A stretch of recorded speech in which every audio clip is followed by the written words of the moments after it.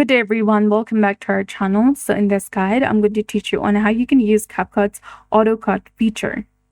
Auto cutting in CapCut is a convenient way to automatically divide your video clips, allowing you to easily add transitions. So select the desired segments and remove the unwanted parts.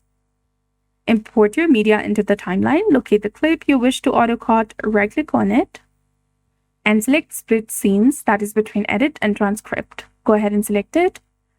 The process duration depends on the clip's length. Shorter clips will process faster, and once processed, you'll see your clip divided into various scenes. You can then easily delete a scene by selecting it and pressing the backspace key, or you can insert a transition between the scenes. So that's it. I hope you found this video helpful. If you did, please like, share, and subscribe. Thanks for watching. We'll see you again in the next one.